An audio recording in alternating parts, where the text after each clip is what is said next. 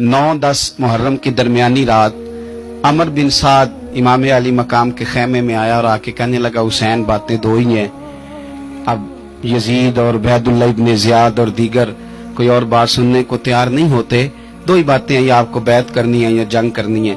तो इमाम अली मकाम फरमाने लगे कि मुझे एक रात की मोहलत दे दो, एक रात की मोहलत, सवेरे बताऊंगा क्या करना है। 9-10 की दरमियानी रात अमर बिन साद ने कहा ठीक है मैं सवेरे आ जाऊंगा।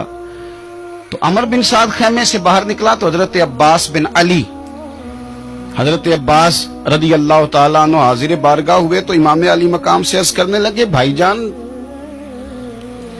मुझे पता है सवेरे आपने क्या फैसला करना है और आपको भी पता है सवेरे क्या फैसला करना है। तो ये बदबातन किस्म के लोग हैं, ये सोचेंगे पता नहीं हुसैन कमजोर पड़ गया। तो अभी बताना था कि हमने बैत नहीं करनी, आपने रात मोहलत क्यों मांगी? ये पता नहीं रात क्या क्या बदगुमानियां सोचेंगे।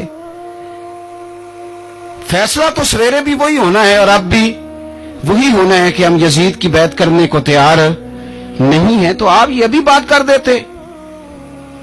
तो इमाम हुसैन फरमाने लगे, अब्बास तेरा क्या ख्याल है, मैंने सोचने के लिए टाइम लिया है, तेरा क्या ख्याल है कि मैंने कोई नए राह तलाश करनी है, कोई मुझे और किसी फौज के पहुंच जाने की उम्मीद है? कहा नहीं, मुझे कुछ भी नहीं करना, ना कुछ सोचना है, फैसला भी वही है जिसका तुझे पता है। लेकिन भाई ये आखिरी रात बची है, कल हुसैन दुनिया से जाएगा, आखिरी रात बची है, दिल करता है कि आज की रात ना मैं रज रज के अपने रब को सजदे करूं, मैं जी भर के उसकी इबादत करूं, ये पेशानी उसके हुजूर नाज झुके। और यार हुसैन इब्ने अली तो एक रात बकायदा बचाएं कि मैंने अल्लाह के हुजूर हाजिरी देनी है और तू सारी रातें जाया कर देता है।